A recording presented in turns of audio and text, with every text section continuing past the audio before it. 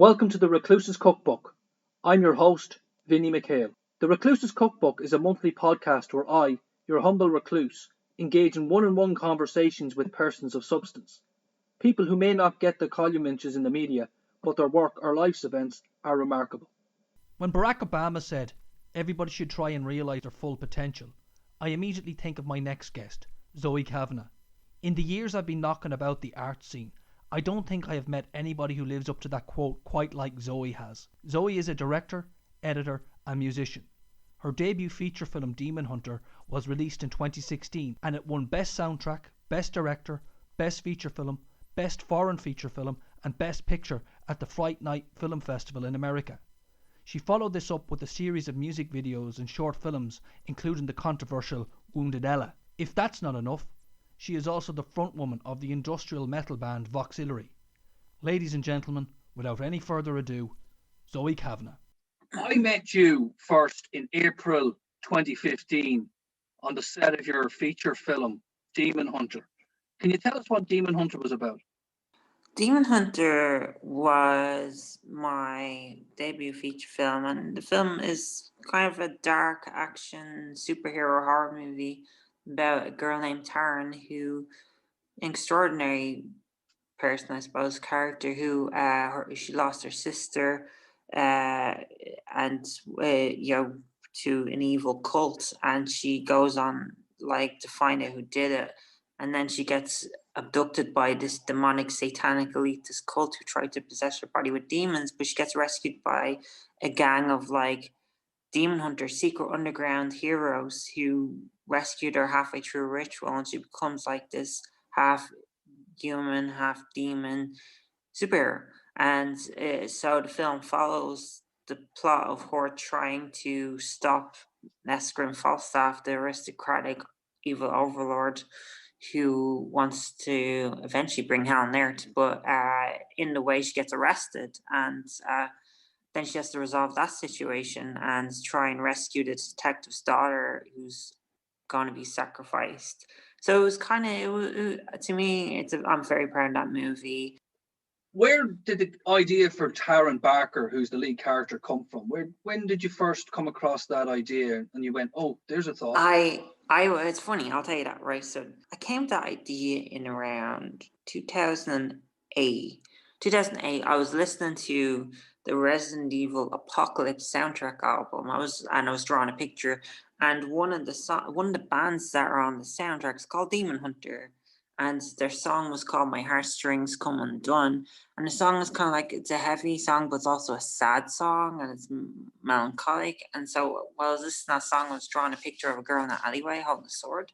And she's punky, gothic. And I was as I drew her, I was what is the worst thing that can happen to someone? Well, losing their little sister to pedophiles or something nasty. And so I was okay. And then I was looking at the song I was listening to, and the band's called Demon Hunter. And I was what if? Yeah. And so I connected the dots by listening to the music I was listening to and drawing a picture. And from then I built this whole thing. And the world's constantly expanding, and it's building. And even during the making of that film, Taryn hadn't fully evolved until after the film was made. And I was I fully understood her after we finished shooting the movie. Actually, when we were doing the pickups in April 2015, I'd finally understood what Taryn was, and we had added more action scenes and more jokes, gave her more sense of humor, and I realized she's kind of like the female Ash in Evil Dead. She's immature because she never grew up, because she joined the Demon Hunters during her teenage years, and obviously the movie skips loads of years. Well, because although it's a feature film, it didn't begin as a feature film, did it not? It started as a short film, if not a web series. How come? Yeah, there was different iterations. In 2009, I had no money, and it was before HD was everyone was doing HD. I was shooting a mini DV, and I gave it a shot. I didn't really do a good job, but that was with no money. But there was a core element of inspiration. I made a 20-minute short, and then I was in college, and I decided to give it another go. And I shot as my grad film a section of the script of the movie, which was the flashback scene when she's younger, an abduction thing, and I made that as a short. And the idea was, because there's a flashback scene, we shoot this short section of a flashback, then a few months down the road we can shoot the present tense stuff and shoot it as a web series. And then we realized that a web series is not really a good idea because, if you make it a feature, it's a feature and you can sell it around the world. A web series up in the air, and it's quite disposable and forgetful, in my opinion. Web series are, you watch it, you move on, you don't think about it, you can't physically hold it. So that idea was scrapped, and then I reconfigured and retaught it to be a feature. So. And who did you bring the idea to? I had gotten in touch with Victor McGowan of Constant Motion Pictures, and we got on very well. And we came up with like a deal, like to make this movie, and like I told him the potential of the film and the potential audience we could reach for. So that was the deal, and I committed to investing the majority of the cash to make it. I told him, I'm putting X amount of money into this movie. I need you guys to project manage it, produce it, and handle all that side of it. Because that side of it I wasn't fully experiencing. All I see is the art, of like creating the visuals and telling the story. So it was a learning experience. I actually felt like making that movie was more experience than I did in college, because you're spending 2 months shooting a movie all over the country in different counties, and you're learning as you make it. You start to understand yourself, your own directing style, and understanding the crew and everything like that, and understanding how people get on. And to me, that was, it was an adventure. And so Constant Motion Pictures handled production with myself. Obviously I produced it with them, but I let them take the reins of a lot of that work. You found distribution for your film. How did you go about that? I actually, this is how I did it. I just walked into Tower Records. I looked at the horror section, and I looked at all the low budget movies, the films that cost around 50, 100. What I do is I look at a list, I write down a list, I go onto IMDb, check the film's budgets, and then I'd see, okay, they're in around the same budget as my film. Who's distributing them? And I took a list of all the distributors, and I just went home and I emailed all distributors of films of a similar budget that had their movies in the stores. And I got in touch with a sales agent, Helen Grace, and I got Left Films to pick it up for UK Ireland, and handled third party distributors globally, and then we got another agent on it as well for other territories. So I mean, there's literally, you can literally sell your movie. It's not that hard to do. People don't realize it. You just need to make the content. But the thing is, some people are turning out, in my opinion, substandard rubbish, but because it has certain content in it, it can be sold and make money. So I mean, anyone can sell a product. You just need to have a certain amount of things in it. So I was kind of happy I got distribution, especially since like I felt like the film was ignored in Ireland and we had no governmental support or anything. So it was kind of cool that it was released through a UK company into Ireland. Demon Hunter was a resounding success. Can you tell us a little bit more about what happened after it was released? Yeah, so initially in 2016, the film premiered at the Irish Horrorthon. Sold out. Like they had put us in the smallest screen possible, and it sold out that screen in like an hour. And then they had to move it up. They moved up to slightly bigger screen, sold out. So they had to move in screen one. And so the big film they had in screen one had to be pushed into the small screen. And I was like, amazing. I couldn't believe it. Like this film, people want to see it. It got an ovation. People were buzzing. And I was like, wow. I was like, I couldn't believe it. And it was one of the best experiences I ever had, sitting there watching that with the audience. And then after that, I got into festivals in the States, and I traveled to the States to promote the movie. I got to hang out with Lloyd Kaufman of Trauma Films, Toxic Avenger. Got to meet a bunch of other celebrities. I won Best Director at the Horror Hound. I went to the Friday Night Film Festival. Met so many different cool people in the horror scene, and won some awards there too. And I felt like loved in America. You know, people like worship you as like because you're from another country, you made a movie, and they're like, wow, and this film's cool. So that was amazing. And yeah, the festival stuff was really good fun. But to be honest with you, it was costly. Submitting, you had there. Here's one thing to learn is that like 20% of festivals you probably get into out of 100% of submitting, and that might add up to you might have spent 2 or 3 thousand euro submitting to festivals. It's just, I think it's the type of thing that people need to understand. They're going to budget a movie. They need to budget the festival part of it, and they need to budget all these other aspects if they want their movie to succeed. And that was I kind of knew that was going to be the case. So when the film then got distribution, I got a publicist to handle the theatrical release because like I was doing what they're doing now with the whole HBO and everything. I was like, you know what we need to do? It's a logical thing. A day in day release of in the cinema and hitting DVD in the same time. So I talked to my publicist and I said, let's release this in cinemas on the same day it comes out in DVD. That'd be a good marketing team because then the people reviewing our movie are high caliber. We got positive reviews from the RT, the Irish Times. We got the Dublin Inquirer. We got great reviews in Ireland. Crazy great reviews. Like I was like, wow. They're they're this is a fun popcorn flick type of thing. And I think that helped at the time. It climbed the charts in that period of time. So that was fantastic. I had no control over other countries and their marketing plans because at that time I don't have that money. So whatever they handled, I don't know how they handled it because I don't live in those countries. But yeah, in Ireland I think it did very well. I think the only hard part was the amount of money that I put into the movie, which kind of made it tough to for me to invest in a second one really quickly, you know. So there will be a second one. It's just a bit delayed, and especially the super delayed now because of COVID, but there will be another one.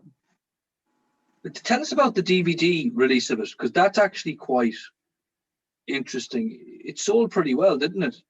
Yeah, it sold pretty well. They sold out in Tower and everything. It was in the Amazon top 20 DVDs in its first week. And then, like, obviously, the second week and after that, it kind of was dropping really fast. But it doesn't matter because in certain DVD shops or charts, we did climb it for that period. But that was also because I did put money into social media marketing. I did promote the hell out of on Facebook and YouTube and all that. I'd put the advertisements in, and thousands of people had seen the commercials. So that would have been a factor into getting that audience, but also the positive reviews from I suppose RT and Irish Times and all that stuff, you know. So yeah, no, I think it did very well. But the only problem is you have to understand is your distributor, how much they make and how much you make, and that can hurt you, you know, financially, when you don't cater into those different business practices. So that's the only thing. So, but yeah, no, the film did very well, and it opened the doors for a lot of people that worked on it. The production designer, she did very well out of it. The costume designer did very well out of it. Some of the actors went on to TV and all like, yeah. So I mean, I was very proud that the film launched careers for people. I'm looking at, say, the horror genre. It's a very, very popular genre. It's never lost its popularity, I don't think, ever in the history of cinema. Why is it No, so it popular? doesn't. Well, you know, I always felt the horror genre is like going to a metal bar. Like what I mean by that is like you look at the horror conventions and you see them all in the black t-shirts and they're all fun and they all treat it as like an event, and they worship the movies, they rewatch the films over and over again, they celebrate them, they collect them. And like metal music, people obsess about their bands, they obsess about all these different things, and there's kind of like, but it's also being the outsider and the outcast of that certain subgenre. I think horror just has a fun escapism to it, and some people love different aspects of horror. People love the violence, people love the fantasy, people love the mood and the atmospheres, people like all of the pieces. But I think to me, horror is escapism, and you can express yourself through it without having to be too realistic and to remind people too much of the reality. Because sometimes the horror film is less horrifying than the real world. And what would be your horror influences? John Carpenter, 100%, and John Carpenter, Wes Craven, Dario Argento, Suspiria. I guess Carpenter was a huge influence on me, and Wes Craven's Nightmare on Elm Street movies. Well, I'm also a big James Cameron fan, and I love all his sci-fi action stuff. Like I love Terminator, and Terminator was a huge influence on that movie. What doors did Demon Hunter open up for you? Well, recently it helped me get an agent, which is great. So right now that agency is trying to secure me some work in the States. It's a bit of a slow process. It was supposed to happen last year, but because of the thing we shall not name, it's been shelved. Slow process. So I'm hoping that 2021 there will be an upturn to that, and other doors are opened. It helped me get some commercial work, definitely. It helped me get some corporate work. But in Ireland it's very hard to get videography work. I found, and I couldn't do that anymore. So I couldn't do the trying hard in Ireland anymore. It's too competitive. There's too many filmmakers in Ireland. No, I mean, it didn't open as many doors for me as I think the problem with me, my biggest mistake was when that movie came out, I should have went to LA straight away. But I didn't. I didn't go to LA straight away because I didn't know. I was too unsure, But I learned a year or two after it came out that I should have went, because I met someone over there just telling me, "Oh, you need to go there." And I was like, "Okay," But no, commercial work and agents, so it's something. Running concurrently with her film career is an ongoing and expansive back catalogue as a music video director. Zoe tells us how this came about. I was in 2006. I was studying television film in Ballyfermot. It was VTech level 5, and I was really, there was a lot of downtime, and you could rent equipment in the college, So I was like, okay, well, if I can rent equipment, it will cost me anything. I'll try and do some music videos. So the first music video I ever made was just me messing around. I got DV cam and I shot in the TV studio, an actor on a bed, isolated in a big studio, darkness and a spotlight on this bed. And it was the idea that he was in purgatory and he's trying to kill himself. He's actually in a hospital bed.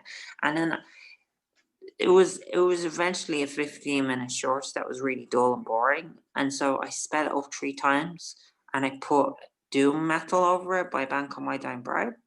And I put them together and it worked. And I put it on YouTube and now it has nearly 500,000 views. But the quality is crap and I don't have the original source files.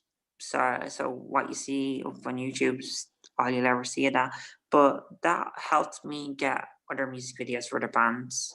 Then the next video was for a band called Black Daisy. I did like one video for them, and then I did other videos for the bands over the years, and then just the more work you do with other bands, the more other bands want to work with you. But it was also really hard because I'm not with any company, so it's a lot harder for me to kind of get the work compared to people that have the representation by working in house with companies.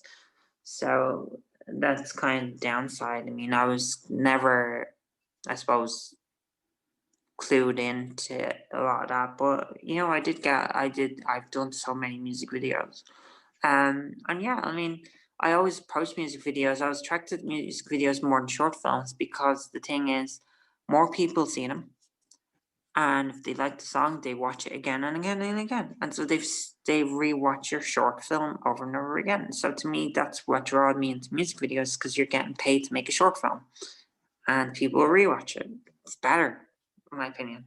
So when someone says to you, Zoe, I want you to make a music video, where do you begin on that project? First, I listen to the song. I tell the band what I see when I hear it, and then I ask the band what do they want in the video, and then it's usually a collaboration of what they see, or them approving my script, or them sending me their ideas, and it really depends. I mean, at the end of the day, I want the band to be happy with what they want, and I want to be able to put my touch and style to it as well. So it's yeah, so it really depends, but it's an interesting collaboration because it could go one way or the other, you know. Um, Most of the time I actually prefer to shoot a video where the band's actually in the video rocking out. To me, that's the simplest and best way, because to me, I like to feel the vibe of the excitement of them rocking out and doing something interesting about it. But a lot of bands wanted to usually just want short films, which kind of like bum me out, because I prefer to also have them in the video. Sometimes I've done those videos, sometimes I've done the performance videos. So I mean, yeah, it works differently all the time, but it's always interesting. And you seem to work exclusively within, say, I suppose a broad term, the metal genre. What attracts you to that genre? I guess I was type of music I like. I know I like synthwave as well, and I like chill ambience, but I like rock music and metal music, and so I find it easier then to do videos for songs I like. If I don't like the song, I don't do the video. You could pay me like lots of money to do the worst song ever, and I won't do it because I can't commit to it, because I wouldn't have the passion for it. The song has to interest me a bit, that to do it. So I guess a lot of the time I only do music video if I like the song. Say metal music videos, what would be the ones that you would look at and say, well, that's one to watch? What are your favorite ones, really? I would say Nine Inch Nails is the perfect drug. Is one of my favorites. I would say Rammstein's Sonne is an incredible one. The Snow White reenacting is absolutely incredible. I think Nirvana's Heart Shaped Box video is fantastic. Right. Metallica Until It Sleeps is an incredible video. Linkin Park's Final Masquerade video is unbelievable, and the Offspring Gone Away video is brilliant, and Green Day Boulevard Broken Dreams. I love all those gritty, grimy videos where they have so many powerful imagery, and it's not really about the short film, it's about the emotions and forms of the art, as well as showing you symbolism for you to put the pieces together, so set pieces and symbolism and stuff like that. To me, they're my favorite type of music videos. I actually also really like that Justin Timberlake video, Supplies. I think that's a very good video. I'm just looking at the list of music videos here you have made. There's so many, too many to go through. But what has been the one that you think that you feel, well, I've hit the nail on the head there with that. I'm happy with that. I don't even remember half my music videos. Let me see. Oh yeah, I know. I think two of my recent ones, I would say the Clan and Zymox Lovers video, which is the one with the two lovers on the run. I watched Tamil Louise and was playing Grand Theft Auto 5, and that's how I came up with the idea. and the She video where it's Niamh Hogan's in it and she's wearing a mask and she's like something out of the porch and she's just dancing around a burnt down school. Yeah, those videos were fun. Those videos look incredible, and I think with as technology evolved, my skills evolved, and so the quality just got better and better with each video. If you were to go through my videography, you'll say, "Oh, that's not great. That's better," and it gets better as it goes on. And I think, yeah, um, yeah, I'd say those two. Oh, and actually, every video I did with Clan Cymox is brilliant. The other one, the first video I did with those guys, I can't remember the name of the song. Was a really good video. Loneliness, I think. Yeah. I see a lot of repeat names here, like Clan of Zymox being one of them. How did that relationship start? How did you get working with them? I just emailed a bunch of bands. I emailed them and they got back. They liked my work and that was it. It was that simple. They came to Ireland to shoot the Loneliness video, and from then on we just we came friendship and worked on 4 or 5 videos. I think 5 videos. I'm not too sure. But yeah, no, it was a great relationship. I should do that more often. Email a lot of bands. I did it during a certain phase, and I got some work out of it. But I need to do it more often. I should actually do it right now.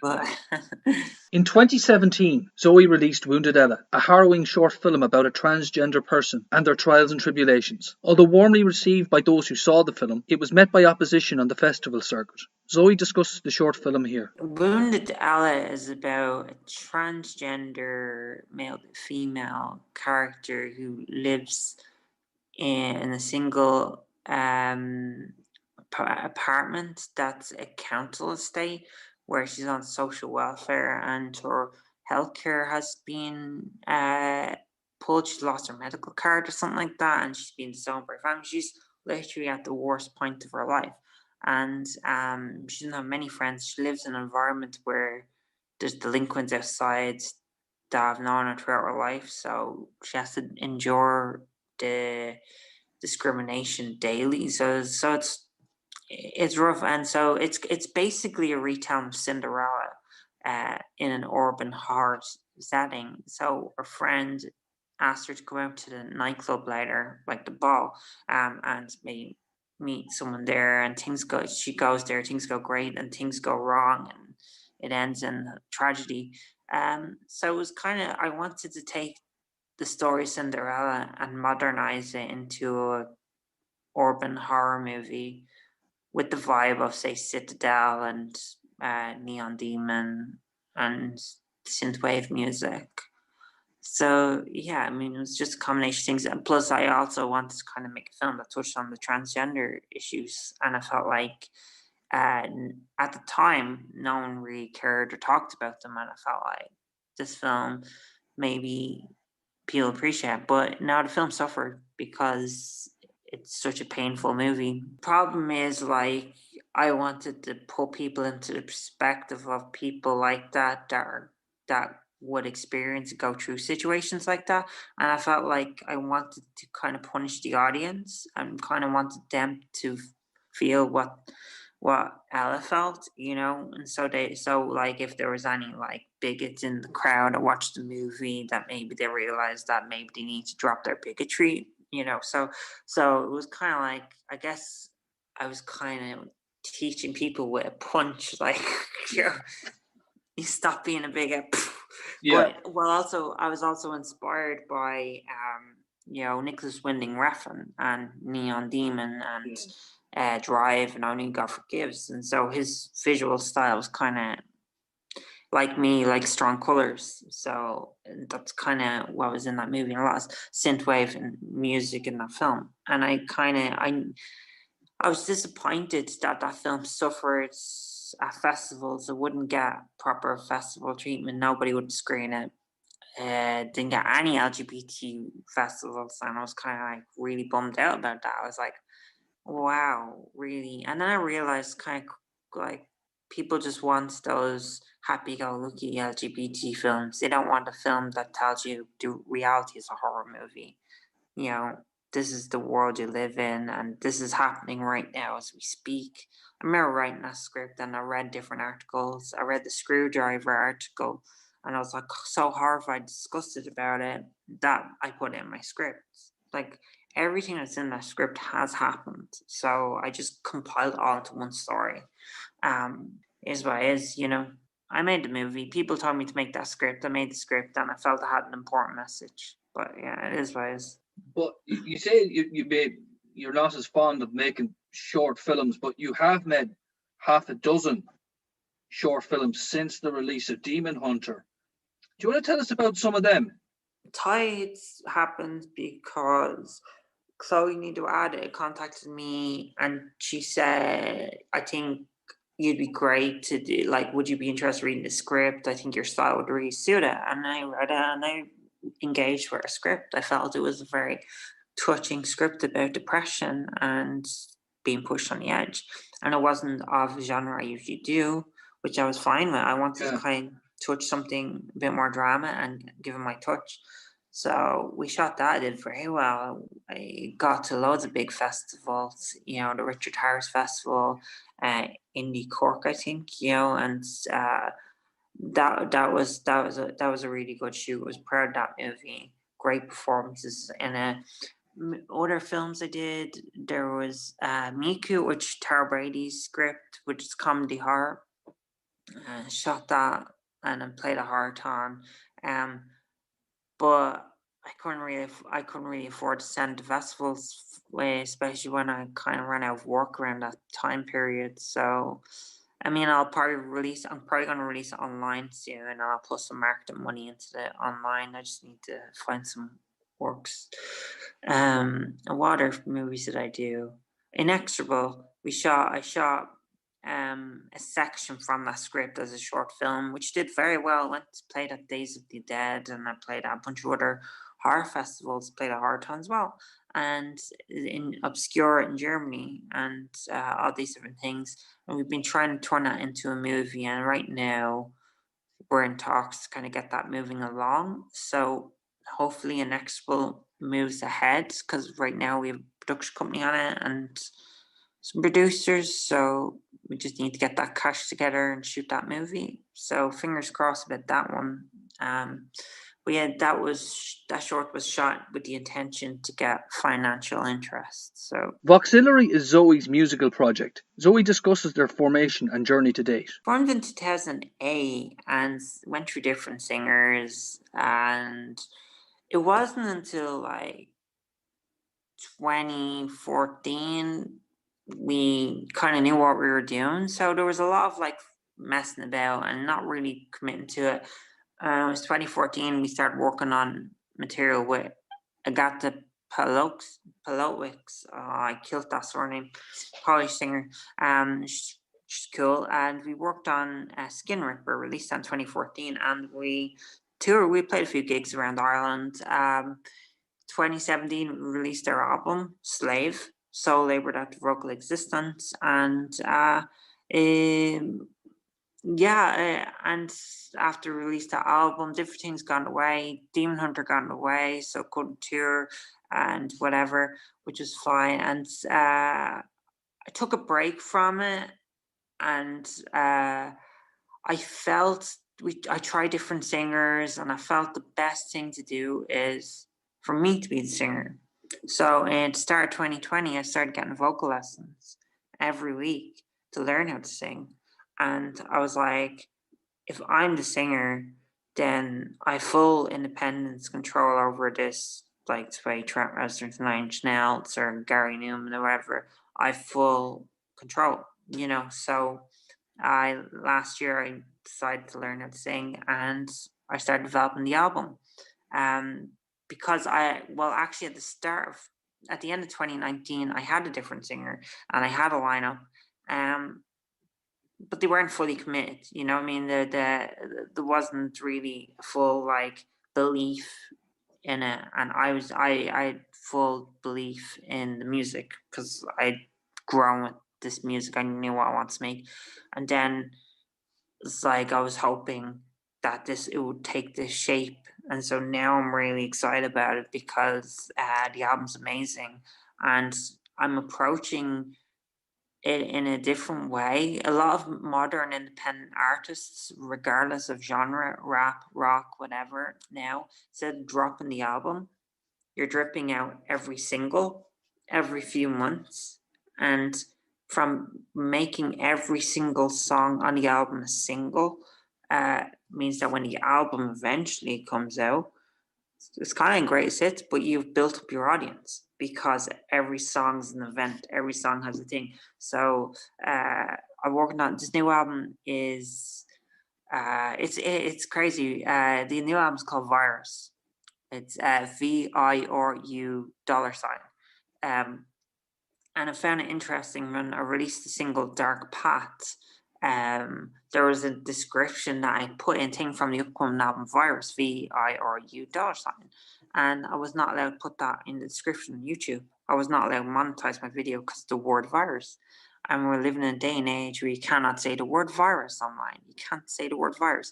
But you can talk about murders, you can talk about everything, but you cannot talk about science.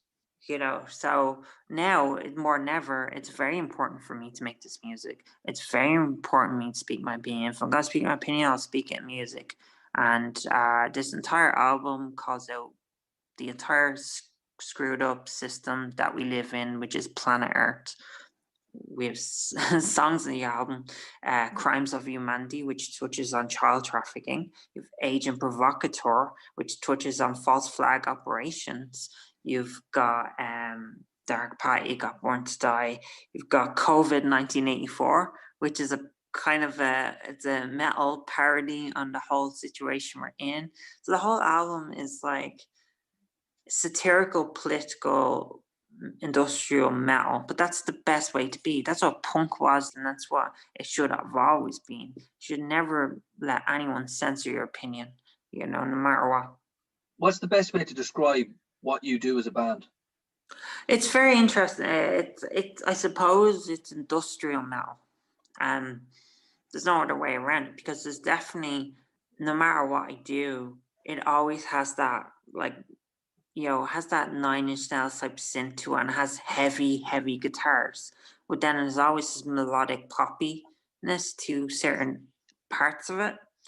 So it's it's industrial metal. It has the techno elements with the rock elements, and they play around with each other. Sometimes a song might sound new metal or might sound a bit of a different genre, but it all deviates back to industrial music and metal music.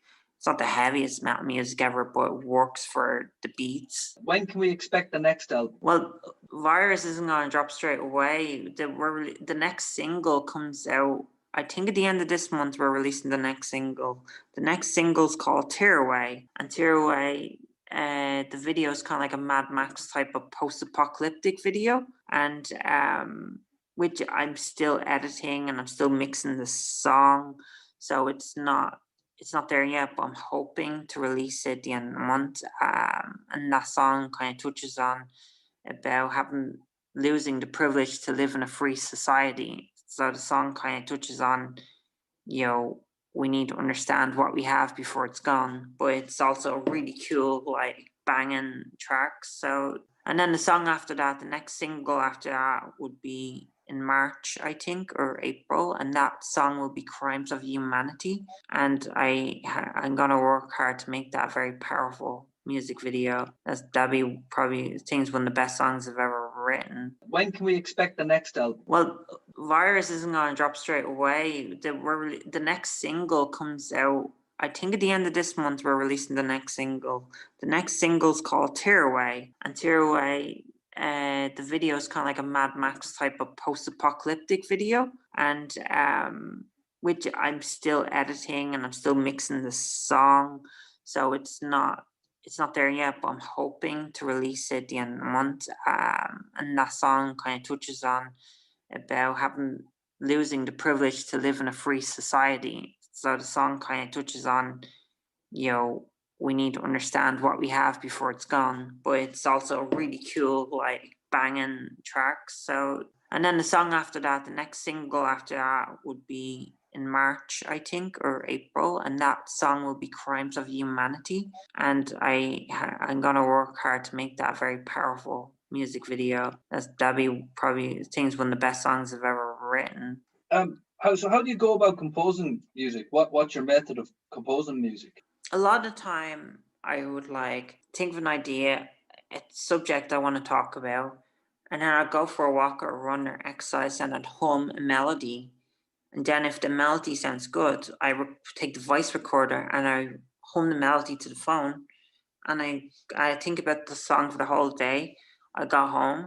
I'll use an app like a keyboard app on the phone, and I'll record the chords down, and then from that then I build the composition in all the different pieces, and put it all together and build the instrumental.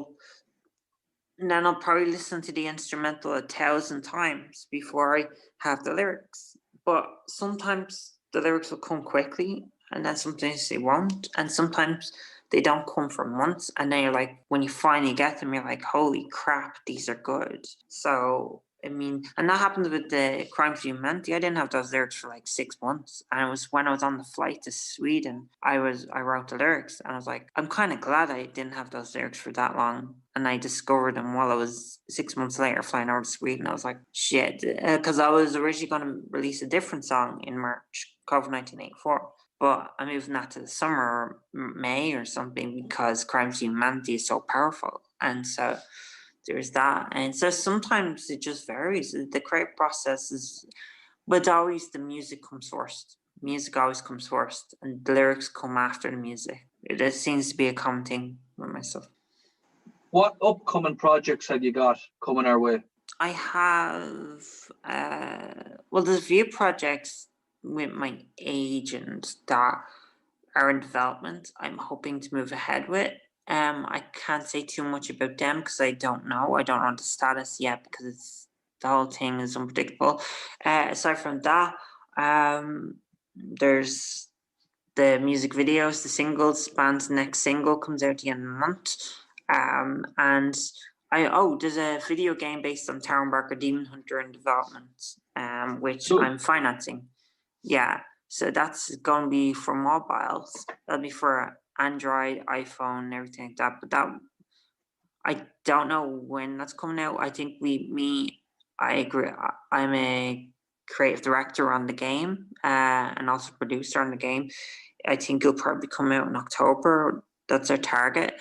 It's a platform game, kind of like Castlevania or something, but with a bit more modern graphics and a bit of It's like a readaptation of the first movie. There's still work to be done. Voiceover work hasn't been added in yet. I haven't approached all the actors yet for the voiceover work. Right now, it's just coding and programming and implementing level design, stuff like that, gameplay.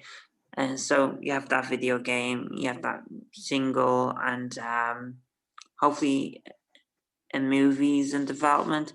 And yeah, I mean, aside from that, I'm just doing some freelance videography over here in Sweden, doing the odd bit of stuff. But Finally, I asked that question I want to ask all people who devote themselves to their craft.